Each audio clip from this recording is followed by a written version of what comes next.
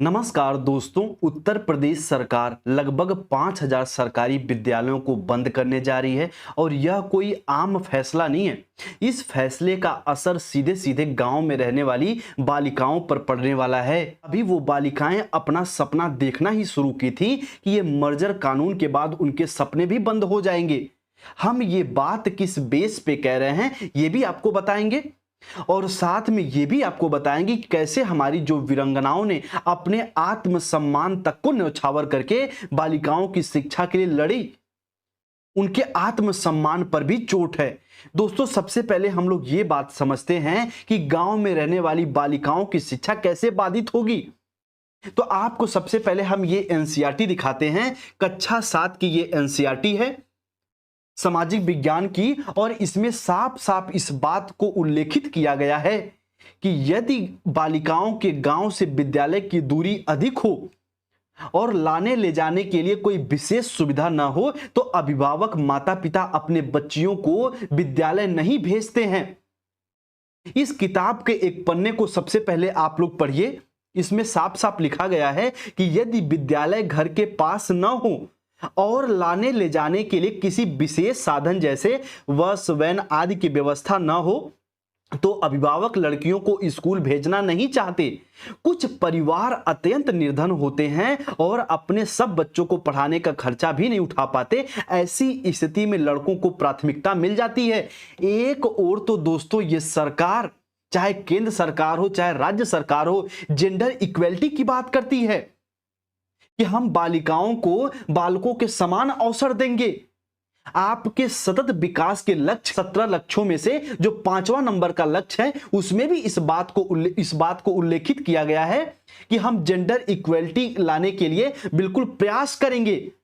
लेकिन ये सरकारी विद्यालयों को बंद करके गांवों में क्या आप जेंडर इक्वेलिटी ला रहे हैं? ये बात दोस्तों आप लोग अपने आप से जरूर पूछिएगा।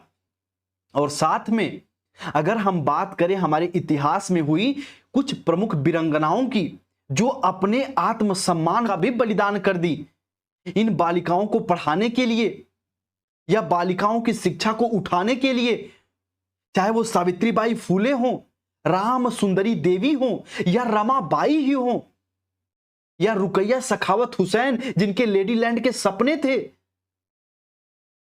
क्या ये मर्जर के बाद उनके सपनों को तोड़ा नहीं जा रहा है? क्या यहां पे आप सावित्रीबाई फूले के सपनों को नहीं तोड़ रहे हैं? क्या रमाबाई के सपने को नहीं तोड़ रहे हैं? एक बालिका जब विद्यालय दूर हो जाएगा तो सच्चाई तो दोस्तों यह है कि गांव में माता पिता विद्यालय नहीं भेजना चाहते।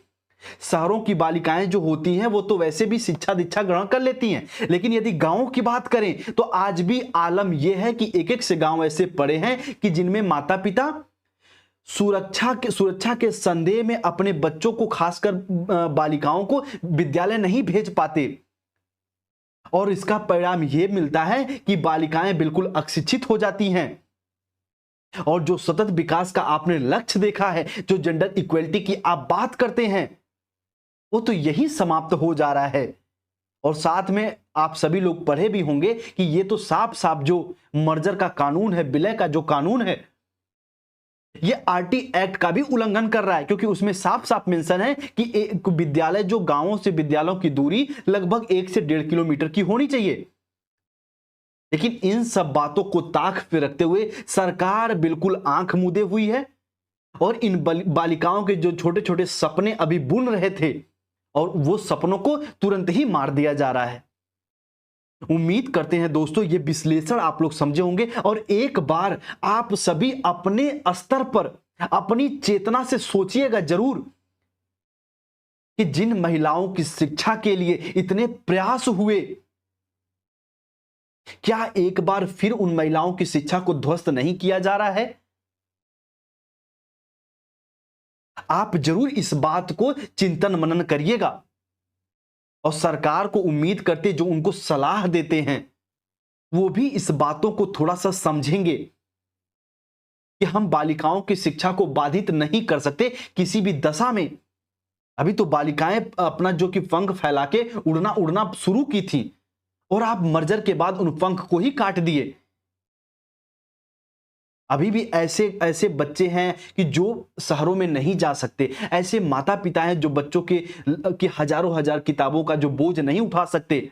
उनकी एक दिन की दिहाड़ी 350, 400, 500 है। क्या वो माता पिता अपनी बालिकाओं को प्राइवेट स्कूलों में पढ़ा पाएंगे? क्या वो प्राइवेट स्कूलों की फीस का वहन कर पाएंगे? इसका परिणाम दोस्तों ये निकलेगा कि जो ग्रामीण की बालिकाएं हैं, गांव में रहने वाली बालिकाएं हैं, वो शिक्षा से बिल्कुल दूर हो जाएंगी। उम्मीद करते हैं ये पूरा विश्लेषण आप लोग अच्छे से समझे होंगे।